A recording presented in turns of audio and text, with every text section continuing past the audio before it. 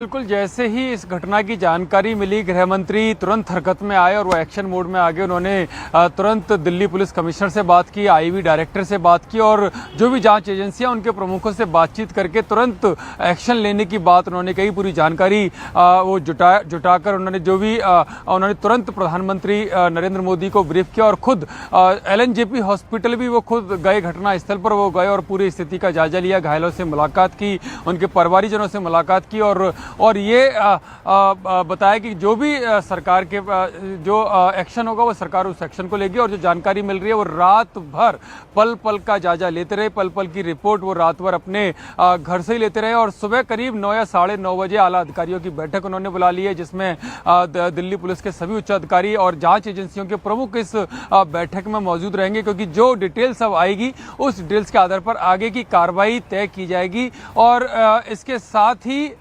सुबह करीब 10 बजे के आसपास दिल्ली पुलिस EOPA के तहत मामला दर्ज करेगी और जो भी एंगल सामने आएंगे उस एंगल के आधार पर NIA इस केस को अपने हाथ में ले सकती है। इस तरह का संकेत गृह मंत्रालय की तरफ से दिया गया है और बस डिटेल्स कुछ बाकी हैं, जो भी आनी बाकी हैं उसके आधार पर जब उनका एनालिसिस किया जाएगा उस एनालिसिस के आधार पर आगे की कार्रवाई की जाएगी। लेकिन ये साफ है कि गृह मंत्री खुद पूरी रात भर इस घटना से संबंधित सभी जानकारियां लेते रहे, जिसमें तारिक का नाम, पुलवामा कनेक्शन का नाम आया, जो बेहद चौंकाने वाला है, क्योंकि पुलवामा में भी तारिक जिस जगह का रहने वाला है, संबूरा का जो जम्मू कश्मीर में है, वहां पर भी पुलवामा हमले में जिस गाड़ी का यूज किया गया था वो संबूरा में वो गाड़ी रखी गई थी और अब जो दिल्ली ब्लास्ट में यानी कि लाल किले ब्लास्ट में जो गाड़ी आई है उसका भी संबूरा से यानी कि तारिक जहां का रहने वाला वहां से कनेक्शन सामने आया है। तो सभी कनेक्शनों को ध्यान में रखते हुए, सभी एंगल्स को ध्यान में रखते हुए जांच आगे बढ़ रही है। रात भर जांच एजेंसियां संदिग्धों को यही है यतेंद्र, ये सब कुछ आपस में लिंक करता हुआ दिखाई दे रहा है और घाटी से भी चीजें जुड़ रही हैं। किस तरीके से 2000 किलो का विस्फोटक फरीदाबाद का एक घर से मिलना, ये सब कुछ हम लौटेंगे आपके पास। और देखिए, कुछ तस्वीरें आपको दिखाने की हम कोशिश कर रहे हैं कि किस तरीके से कल जब धमाका होता है उसके बाद किस तरीके से आग की लपटें जो हैं वो उठती हुई नजर आती हैं, धुएं का गुबार आपको नजर आ रहा है। उसके बाद आपने देखा कि किस तरीके से गृह मंत्रालय की तरफ से लगातार संज्ञान लिया जा रहा है। खुद गृह मंत्री जो है LNJP अस्पताल पहुंचे हैं, वहां पर उन्होंने घायलों से मुलाकात की। इसके अलावा जहां पर घटना घटी है, हादसे वाली जगह पर भी गृह मंत्री जो है खुद पहुंचे, वहां पर जायजा लिया। पुलिस कमिश्नर उनके साथ थे, तमाम आला अधिकारी उनके साथ वहां पर मौजूद थे और आज भी उनकी तरफ से जो है एक बैठक की जा रही है, जिसका अपडेट लगातार यतेंद्र हमारे को दे रहे थे। लेकिन जिस वक्त ये धमाका हुआ उसके बाद से दिल्ली दहल गई, हाई अलर्ट पर दिल्ली, उत्तर प्रदेश, मुंबई तक हाई अलर्ट जारी किया गया। लेकिन खुद गृह मंत्री अमित शाह देर रात ग्राउंड जीरो पर पहुंचे, उन्होंने जायजा लिया और उसके बाद लगातार जो है उनकी पैनी नजर इस पूरी खबर पर, इस पूरे हादसे पर बनी हुई है। और ब्लास्ट के कारण कार और कार के आसपास की 3-4 व्हीकल और खड़े हुए लोग, ऑटो में बैठे हुए लोग इंजर्ड भी हुए हैं और कुछ मृत्यु भी हुई है। अस्पताल के सूत्रों के अनुसार अब तक 8 लोगों की मृत्यु हो चुकी है। हम सभी एंगल को खुला रखते हुए इसकी गहन जांच शुरू कर दी है। जैसे ही ब्लास्ट की सूचना मिली, Delhi police special cell, crime branch, NIA की टीम, SPG की टीम, FSL की टीम मौके पर पहुंच गई है और सभी प्रकार की जांच हम तेजी से कर रहे हैं। तो देखिए, 8 लोगों की मौत की पुष्टि इस हादसे में हो चुकी है। लेकिन देखिए, तमाम जांच अधिकारी जो हैं, FSL की जो टीम्स हैं, वो हादसे वाली जगह पहुंची हुई है। धमाके वाली जगह की हम आपको तस्वीरें दिखाने की कोशिश करें कि किस तरीके से जांच पड़ताल जो है व्यापक तौर पर हो रही है, क्योंकि खुद गृह मंत्री की तरफ से ये कहा जा रहा है कि संभावनाएं तलाशी जा रही है, हर एंगल पर जांच की जा रही है। और इस सुबह की हम आपको तस्वीरें दिखाने की कोशिश करें कि किस तरीके से फिलहाल जो है पूरे इलाके को कॉर्डन ऑफ कर दिया गया है। बैरिकेडिंग आपको नजर आ रही होगी। तमाम जो प्रशासनिक अमला है यहाँ पर पहुंचा हुआ है, FSL की टीम हो, फॉरेंसिक टीम हो, जांच एजेंसियां जो है लगातार हादसे वाली जगह का मुआयना करती हुई नजर आ रही है। सैंपल्स कलेक्ट किए जा रहे हैं क्योंकि धमाके की इंटेंसिटी इतनी ज्यादा थी कि ना सिर्फ मेट्रो स्टेशन, इसके अलावा कई गाड़ियां, ई-रिक्शा इसकी जद में आ गई हैं, जिसके बाद लगातार जो है जांच की जा रही है।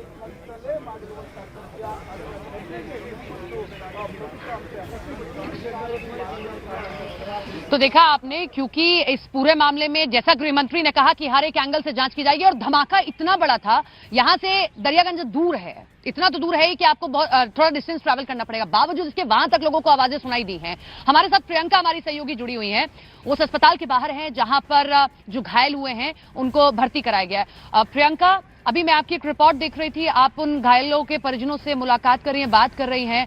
उनका दर्द बहुत बड़ा है, जो उन्होंने देखा वाकई उनके लिए उसको एक बार से फिर से जहन में लाना कितना डराता होगा उनको। जाहिर तौर पर, और जैसे कि आप बता रही थी कि धमाका इतना बड़ा, इतना लाउड था कि ना केवल दरियागंज बल्कि आईटीओ तक इस धमाके की आवाज सुनाई दी। इस वक्त एलएनजेपी की जो मोर्चरी है वहां पर मेरी मौजूदगी है और तमाम लोग जो हैं अब अपने जो परिवारजन हैं उनके शव का इंतजार कर रहे हैं, पार्थिव शरीर का उनका इंतजार कर रहे हैं।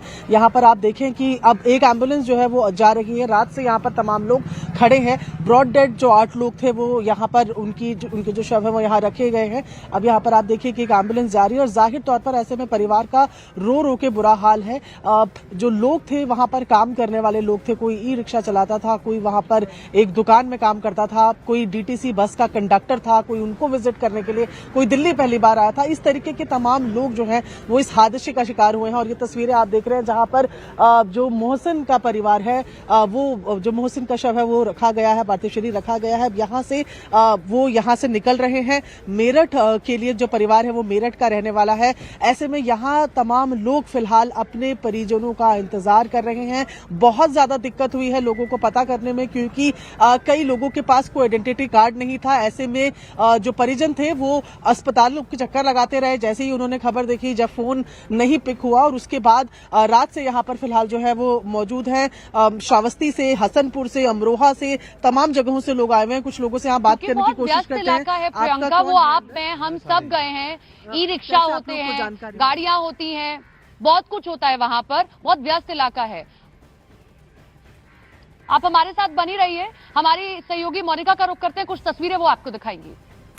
तो देखिए, इस पूरे मामले को लेकर लगातार जांच हो रही है, लेकिन इस बीच एक बहुत बड़ा डेवलपमेंट सामने आया है। कार का पुलवामा कनेक्शन सामने आया है। आखिरी बार पुलवामा के शख्स को ये i20 कार बेची गई थी। 2014 में गुरुग्राम के सलमान के नाम पर ये रजिस्टर हुई थी। कार को अब तक कई बार खरीदा और बेचा गया है। कल आपको बता दें, गुरुग्राम नंबर की i20 कार में धमाका हुआ था, लेकिन इसको लेकर अब अपडेट ये निकल कर आया है कि इसका कनेक्शन जो है वो पुलवामा से सीधे तौर पर जुड़ता हुआ नजर आ रहा है। आखिरी बार पुलवामा के शख्स को ये बेची गई थी, यानी कई बार इस गाड़ी को खरीदा गया, कई बार बेचा गया। 2014 में गुरुग्राम के सलमान के नाम पर ये रजिस्टर हुई थी। अभी फिलहाल जानकारी ये जुटाने की कोशिश की जा रही है कि सलमान कौन था, कितनी बार इस गाड़ी को बेचा गया, किसने खरीदा, किसने पार्किंग में खड़ा किया, पुलवामा कनेक्शन क्या है, क्या वाकई में जो फरीदाबाद में कल विस्फोटक मिले थे, मुजम्मिल जो डॉक्टर गिरफ्तार हुआ था, इसके अलावा जम्मू कश्मीर में जिस तरीके से आदिल की गिरफ्तारी हुई थी, क्या इन सब का कनेक्शन जो है इस हादसे से है, इसका पता लगाने की कोशिश की जा रही है। लेकिन हम आपको तस्वीरों में लगातार दिखाने की कोशिश करें कि किस तरीके से कड़ी दर कड़ी जो है इस पूरे हादसे से जुड़ती हुई नजर आ रही है। गहनता से जांच की जा रही है। तमाम सुरक्षा एजेंसियां जो है फिलहाल अलर्ट मोड पर हैं। हम आपको तस्वीरें दिखाने की कोशिश भी कर रहे हैं कि कहां पर फिलहाल हादसा हुआ, किस तरीके से पार्किंग में गाड़ी खड़ी की गई, उसके बाद किस तरीके से धमाका हुआ है, कहां तक इस धमाके की गूंज सुनाई दी है।